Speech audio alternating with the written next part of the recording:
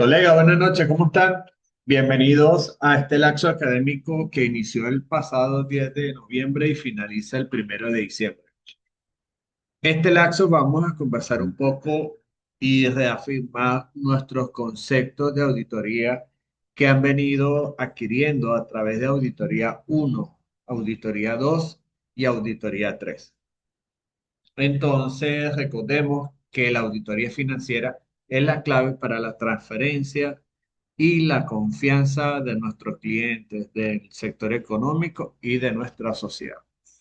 ¿Qué es una auditoría financiera? Bueno, es un proceso sistemático donde tenemos que evaluar y verificar toda la estructura, la información financiera de una organización, entendiéndose que organizaciones se puede llamar empresa, eh, ente gubernamental, emprendimientos, ¿ok? Firmas, instituciones públicas, educativas, hospitales, etcétera, ¿ok? Donde vamos a verificar el procedimiento financiero, el procedimiento contable de esa organización.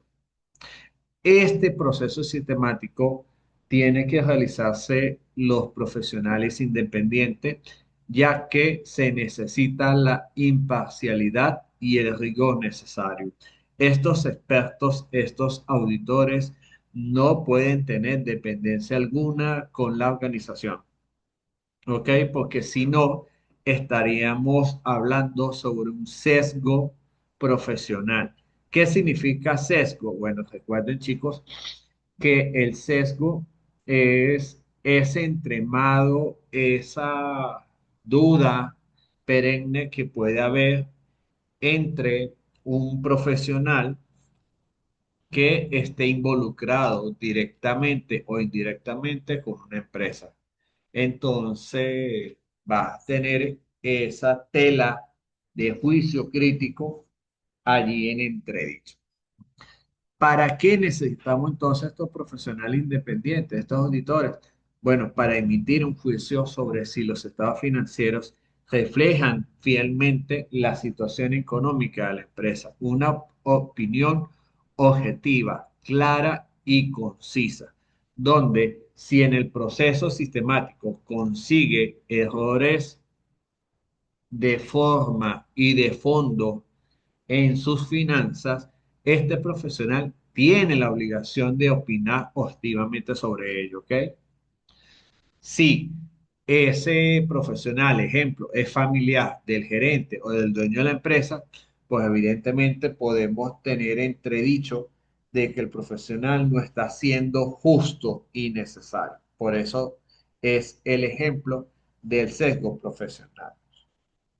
También recordemos, chicos, que la opinión del auditor público puede tener tres variables o presenta tres variables, en los cuales tenemos la opinión con salvedad, la opinión con énfasis y la opinión limpia, ¿ok? Sin novedad alguna. Y eso te va a ir señalando dependiendo de estas pruebas, de estos resultados que se vaya consiguiendo en el proceso. También recordemos, chicos, que en los tipos de auditoría financiera podemos citar tres ejemplos. La auditoría interna, donde se realiza a los empleados hacia los procesos internos de la empresa, donde tenemos la intención o el objetivo claro de verificar si todos los procesos se cumplen a cabalidad. ¿Ok? Por ejemplo, cuando llamamos auditoría interna es cuando vamos a citar al departamento de tesorería, entonces solicitamos las conciliaciones bancarias. Entonces, si el departamento de tesorería no está cumpliendo con las conciliaciones por X o por Y motivo, pues evidentemente la auditoría interna debe revelar esa información, debe informarla y decir que no se está cumpliendo a cabalidad el proceso operativo de ese departamento. ¿Ok? Pero no solamente señalar, y es allí siempre ha sido la lucha constante, tanto a nivel académico como en lo profesional, que el auditor no es para señalar, no, su función, aparte de revelar las debilidades que tiene la empresa, está en la obligación de presentar, de plantear soluciones posibles para ese problema. ¿Ok? ¿Por qué? Porque en esta vida tan movida, tan globalizada, tan constante, ¿ok? Ya esos profesionales donde te dicen, no, chico, tú tienes que hacer la declaración, las conciliaciones bancarias todos los días. Ajá, pero explícame por qué no se está haciendo las conciliaciones bancarias y qué puedo hacer yo para empezar a hacer las conciliaciones bancarias a tiempo, en el momento que me exija la empresa. ¿Ok? Entonces, ese es el plus adicional que deseamos el que todo profesional del siglo XXI lo tenga presente. Siempre dar más de lo que necesita el empresario, ese cliente que nos está llamando y nos está solicitando el apoyo necesario, ese juicio profesional. También tenemos la auditoría externa, que es ejecutado por auditores independientes que certifican la razonabilidad de los estados financieros, aportando una visión imparcial. Como lo dije en la lámina anterior, estos profesionales, al ser independientes, están libres de sesgos, están en plena competencia de resaltar cualquier novedad, cualquier inconveniente que se presente en el proceso y va a tener la claridad, la certeza y el criterio profesional bien establecido para informarlo, sin ningún tipo de temor, sin ningún tipo, vamos a llamarlo, sin ningún tipo de pudor, ¿ok? ¿Para qué? Para que la gerencia pueda tener la información suficiente para así proceder a ejecutar una solución más efectiva.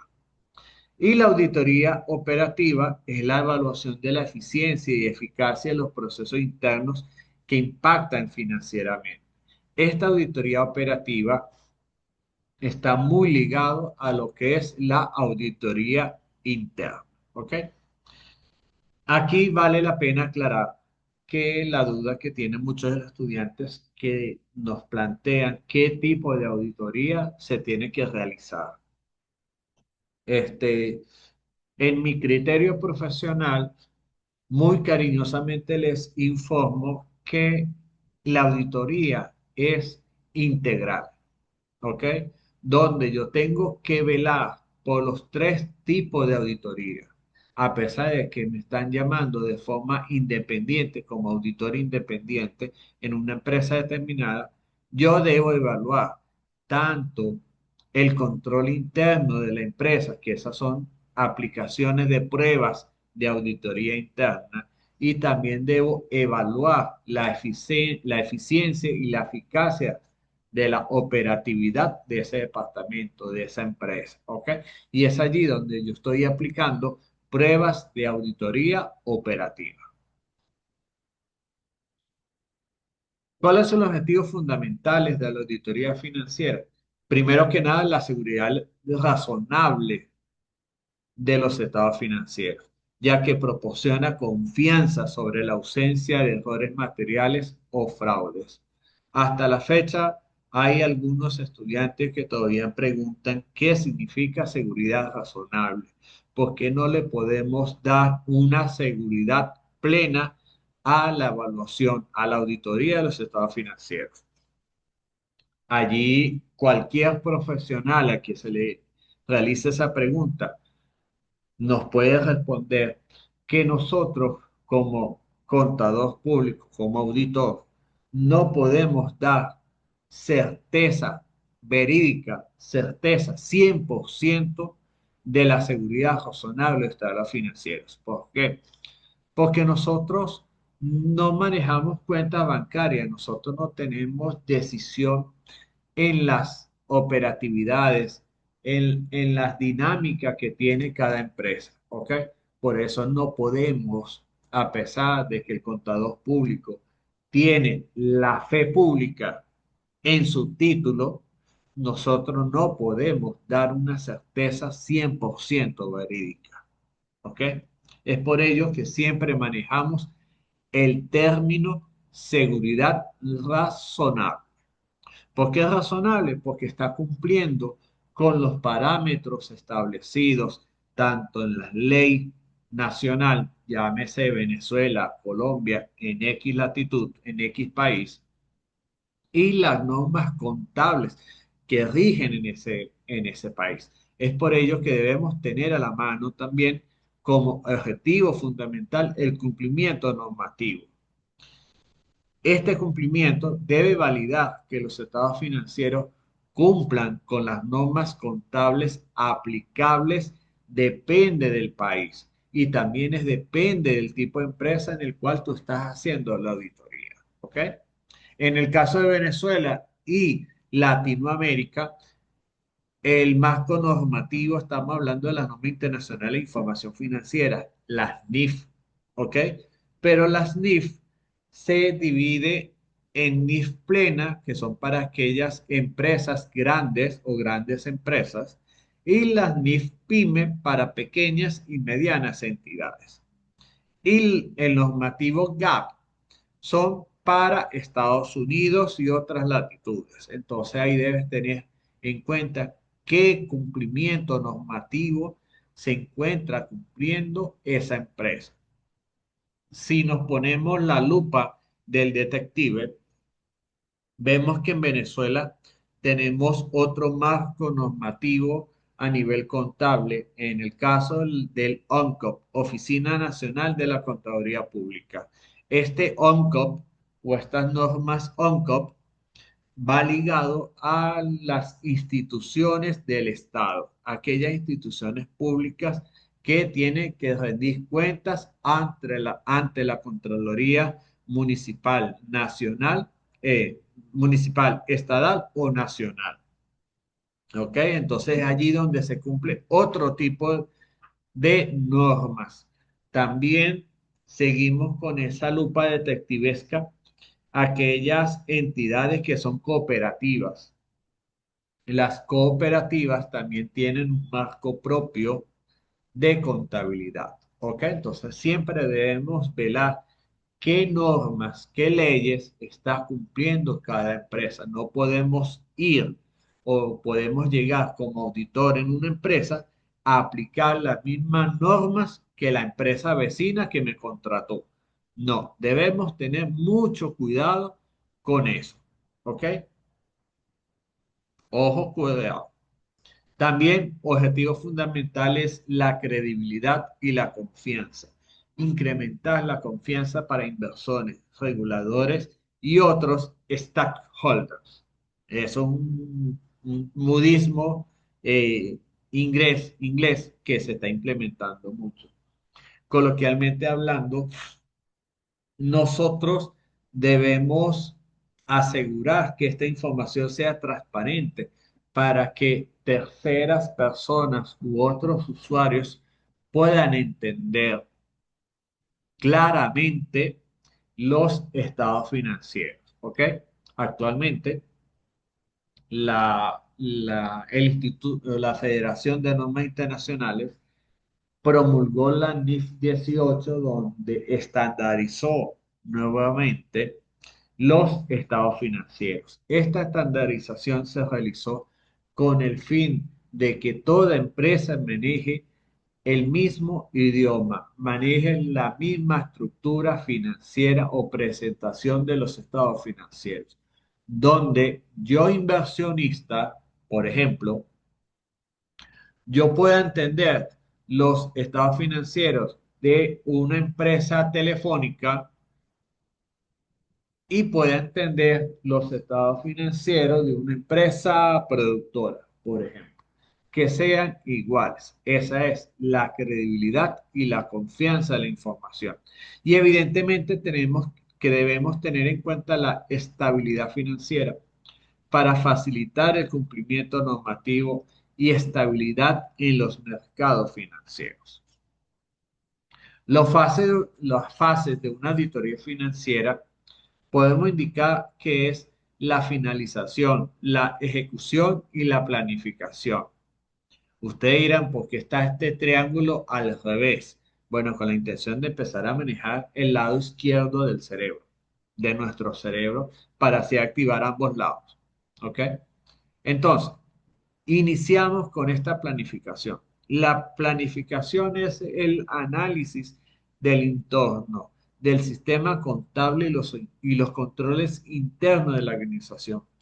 Tú cuando te gradúes, estimados colegas, y los llamen para realizar una auditoría financiera, ustedes no pueden llegar de forma abrupta a esa empresa para aplicar todas las técnicas que se aprendieron en la universidad o las que ustedes consiguieron en el mercado. No. Primero que nada, ustedes están en la obligación de conocer a la empresa. ¿Ok? ¿Por qué? Porque a veces la regla que tú aplicas en la empresa A y te mudas a la empresa B no puede ser la misma. No te va a dar el mismo resultado. Es por ello que tú, con todo tu juicio profesional, te tienes que sentar con ese cliente, con esa empresa, para conocerlo, para analizarlo, entender el proceso que llevan ellos. Una vez que ustedes entiendan ese proceso, pueden empezar a delimitar cuáles son las técnicas de auditoría que van a usar para esa empresa. Y es allí lo que es la planificación. Una vez que tengas esa planificación en mano y que evidentemente tú la tienes que discutir con el gerente o con el cliente, pasan a lo que es a la fase de la ejecución, que es donde tú vas a realizar las pruebas de auditoría y los procedimientos para evaluar la razonabilidad de los estados financieros. Ustedes ya lo vieron en las auditorías anteriores, ¿ok? En las unidades curriculares, donde te dice que, que las pruebas y el procedimiento se basan en pruebas técnicas, en muestras del estado financiero. Tú no puedes ejecutar. Bueno, aquí puedo corregir, no es que no puedas, ¿ok? Porque el querer puede, el que quiere puede. Pero no es muy recomendable aplicar el 100% de la auditoría en todos tus estados financieros, en todas tus cuentas contables, porque a veces el tiempo no nos da. El tiempo siempre va a estar en contra de nosotros. Entonces se toman muestras aleatorias, muestras sustanciales, para que esa auditoría sea eficiente y sea concreta. Ejemplo, si yo estoy en una empresa de telecomunicaciones, las dos principales cuentas que yo debo tener en cuenta son las suscripciones de todos mis clientes, ¿ok? En otras palabras, las ventas y las cuentas post cobrar, ¿ok? ¿Por qué? Porque sabemos que si yo estoy en una empresa de telecomunicaciones, un intercable, ¿ok? En una empresa de cable o una empresa de internet, como ustedes la quieran llamar. Entonces, si yo estoy suscribiendo a todos mis clientes, a cualquier persona que me llame porque desea internet, yo debo velar que esa suscripción sea cobrada. Evidentemente, eso pasa un proceso de orden que es para que el departamento técnico instale el módem, instalen el cableado necesario, verifiquen la codificación, verifiquen el IP, por ejemplo, no, estoy en desconocimiento de ese proceso, ¿ok? Estamos suponiendo. Yo debo velar esa información porque a su vez esa suscripción me va a generar una cuenta por cobrar. ¿Ok? Entonces, si yo en suscripción tengo 1.000 clientes en las cuentas por cobrar, también debes tener 1.000 clientes. Entonces yo, Jorge Pérez, como auditor en esta empresa de Internet, lo primero que yo debería tener como prueba sustancial es la lista de suscriptores, la cartera de suscriptores de esa empresa con las carteras de cuentas por cobrar. Y esto debe hacerse ese match, ese engranaje perfecto para que pueda sincronizar. Ah, cuando en ese proceso, en ese procedimiento, verifico y me doy cuenta de que en suscriptores yo tengo 1000, pero en la cartera de cobranza tengo 800. Aquí me está generando una alarma, me está generando una alerta donde me dice, ya va, ¿dónde están los 200 suscriptores que te faltan? ¿Dónde están metidos? Por ejemplo, a veces nosotros como auditores independientes debemos siempre tener esa perspicacia, esas dudas razonables, ¿ok? Entonces empezamos a indagar, ¿será que esos 200 no están activos, por ejemplo? O si pensamos muy mal, ¿será que esos 200 estará pagando donde no tienen que pagar? ¿O lo está cobrando quien no lo tenga que cobrar, por ejemplo? Entonces, eso es parte del sesgo, eso es parte de la confiabilidad que debemos tener nosotros como auditores independientes.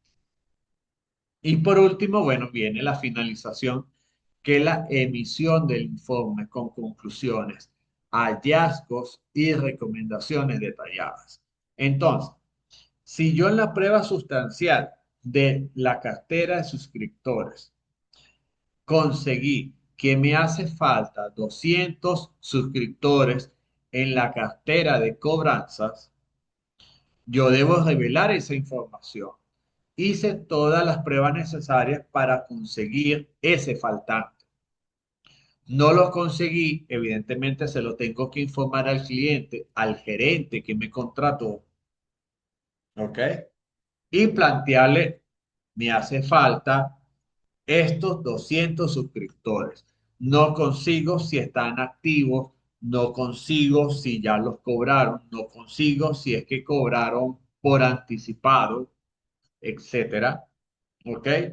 Todos los posibles escenarios. Una vez que tú reveles esos hallazgos, también debes presentar qué puedo hacer, qué tengo que hacer para mejorar esa situación.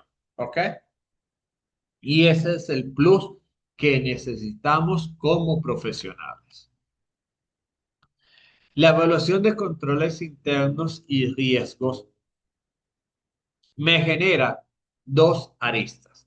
Primero que nada, la eficiencia de controles, ya que es crucial para valorar la eficacia de los controles internos para determinar el alcance y la profundidad de las pruebas de auditoría financiera, de las auditorías necesarias para validar esta información. Nosotros como auditores independientes tenemos una mala imagen que el auditor es el malo de la película, coloquialmente hablando. Y eso no es así. Nosotros tenemos que actuar con total imparcialidad para verificar. Si se verifica y hay algún error, alguna incongruencia, esa incongruencia la tenemos que revelar. ¿Ok? Ojo, tampoco nosotros estamos en la capacidad o en la potestad de señalar algún tipo de fraude. No podemos tampoco señalar quién es el culpable porque no es nuestra responsabilidad. ¿Ok? Nuestro alcance, nuestra responsabilidad, es decir, algo está fallando en el proceso. Estas son las pruebas necesarias para demostrar que está fallando. Y estas son las estrategias necesarias para corregir. ¿Ok? Ya con esa información, evidentemente la empresa es la que toma la decisión de elevar y buscar otras alternativas. Por ejemplo, verificar a través de una auditoría forense si en verdad existe algún delito, algún fraude, etcétera.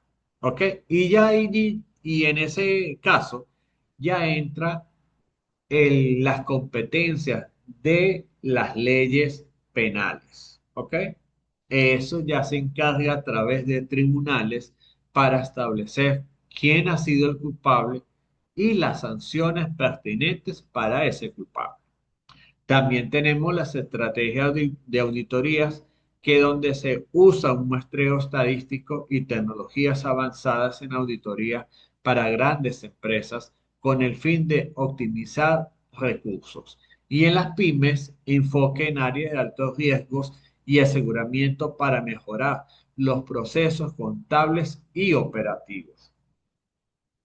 Aquí podemos hacer un alto y comentar que una de estas herramientas que nos ha traído el siglo XXI es el uso de la inteligencia artificial, el uso de herramientas eh, de base analítica para poder evaluar este proceso con mayor rapidez, mayor eficacia. ¿Ok?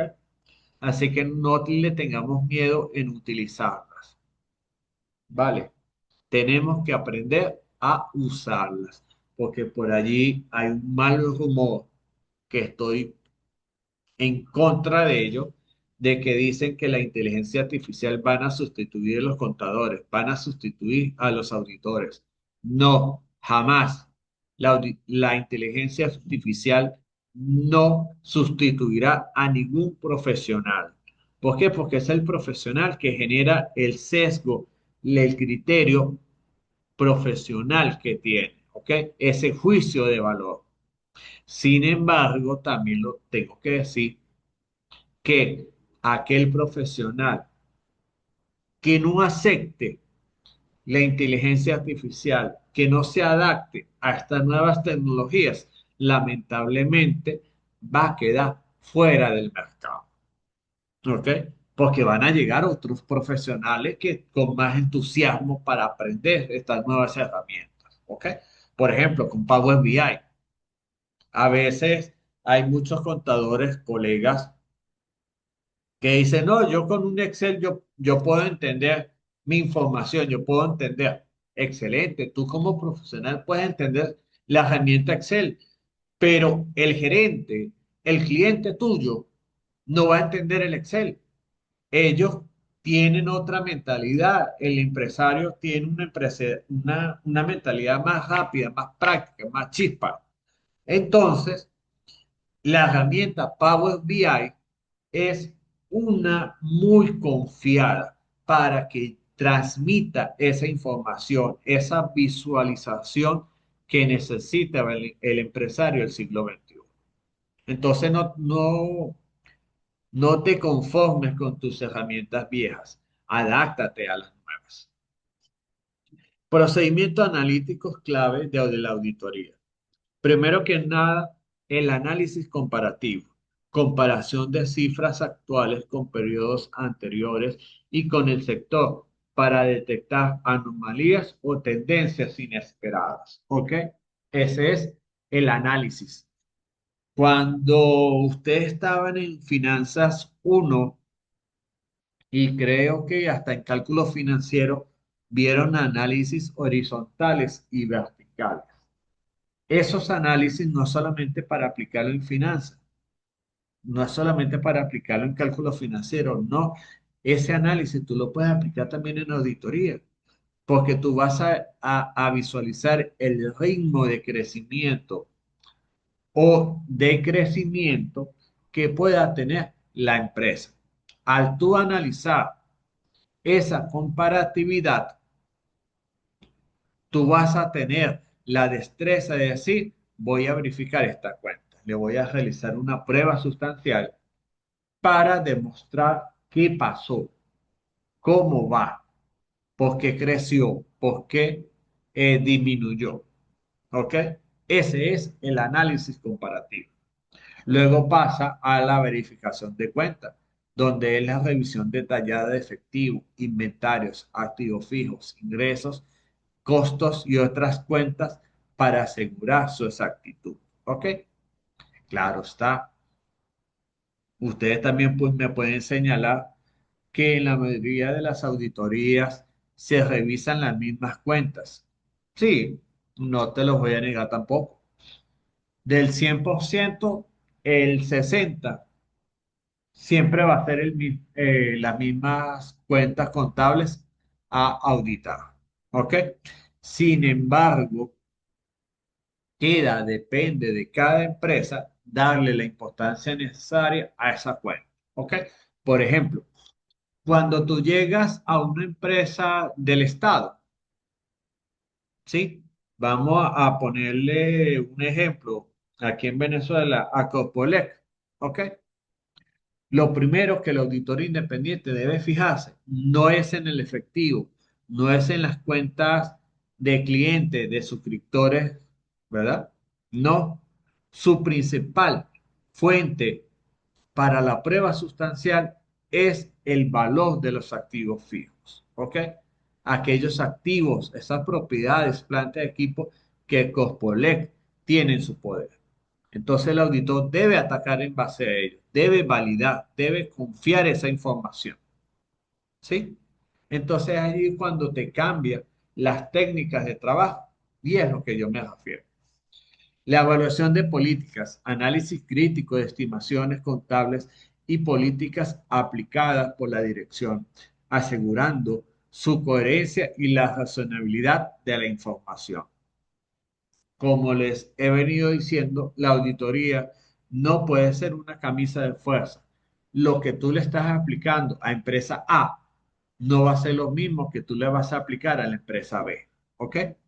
Porque no son las mismas empresas, no poseen las mismas características. Por ejemplo, si usted en empresa A estás validando la información de pasivos laborales, ¿ok? Los pasivos contractuales o prestaciones sociales, como ustedes lo quieran denominar, ¿ok? Cuando tengan una nómina de 50 personas, ustedes tienen que validar esa información a través de un actuario laboral, ¿ok? Un profesional totalmente separado de la empresa, donde tenga competencias laborales y verificar los cálculos pertinentes, ¿ok?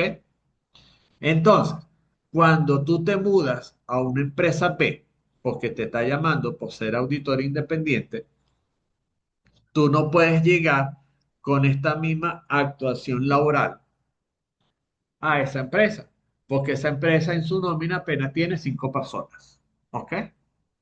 Entonces, allí es donde tú te tienes que evaluar, tienes que empezar a diferenciar qué técnicas usar, qué pruebas realizar. Impacto de la auditoría en la toma de decisiones. Chicos, la auditoría financiera sí transforma la incertidumbre en confianza.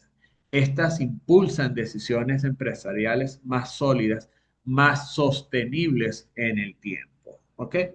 ¿Por qué? Porque una información confiable asegura datos precisos para inversores, bancos, socios comerciales. Estos socios comerciales pueden ser proveedores, también pueden ser hasta los mismos trabajadores de la empresa que conocen las finanzas, conocen la información financiera de la empresa y ellos están confiados en estar en ese trabajo, en esa empresa necesaria. Mejora la gobernanza. Esta gobernanza reduce asimetrías de información y fortalece la estructura de gobernanza corporativa. A veces vinculamos mucho la palabra gobernanza al gobierno, al sector público. No, la gobernanza puede ser la gerencia de la empresa, ese entorno gerencial que tiene toda organización. Eso es gobierno corporativo. Y mantenemos la transparencia de mercado, promoviendo así la transparencia y la confianza, facilitando el acceso a financiamientos y otros mercados de competencia. Casos actuales. Para una empresa que mejora significativamente su gestión y eficiencia operativa tras implementar auditorías internas rigurosas, identifica puntos débiles y optimiza procesos constantemente. También otros casos de auditoría puede ser a través de una detección de fraudes, donde ejemplos externos que detectan fraudes significativos, evitando pérdidas millonarias y salvaguardando la integridad financiera de las organizaciones. Hace ya aproximadamente 21 días vino a la universidad un colega, el licenciado Paul Ascanio. Él nos trajo a colación de que la contabilidad forense es ese rastreo, esa trazabilidad de la información contable en todo tu proceso, donde yo puedo validar el porqué de una compra, por ejemplo. Ese fue el ejemplo que él citó, ¿ok? Cómo se le pagó la factura al proveedor A si el proveedor A es familiar del empleado C. ¿Ok?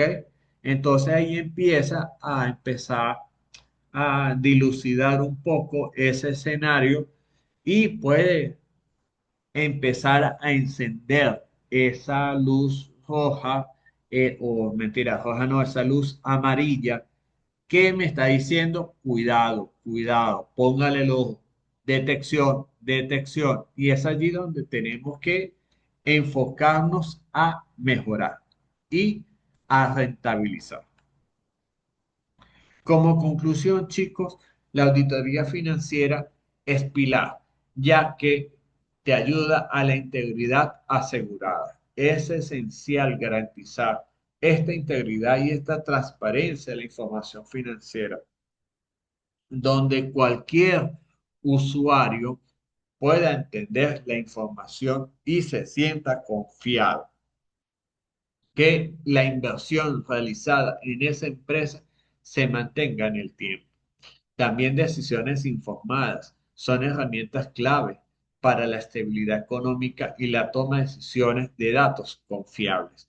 Y siempre toda empresa tiene su norte y ese norte es el crecimiento estratégico, donde se invita a adoptar auditorías como prácticas estratégicas para un crecimiento empresarial sostenible y robusto en el tiempo, que sea consolidado, firme y evitemos cualquier tipo de error. Con esto, chicos, los invito a que realicen y revisen el aula virtual, ¿ok? En el aula virtual tienen una guía de estudio, tanto la teórica y preguntas rápidas con 4 opciones que una vez finalizadas les pueden ayudar a realizar la actividad sumativa número 1. ¿Ok? Así que chicos, validen la información, sean compenetrados a ella y superen con éxito esta actividad sumativa. Para el próximo sábado 22 de noviembre, a esta misma hora, a las 7 de la noche, los invito a que se conecten y vamos a conversar un poco sobre los hallazgos de la auditoría tributaria, porque es uno de los énfasis que tenemos nosotros como auditores. ¿Ok? Así que chicos, buenas noches y gracias por su asistencia. Que descansen.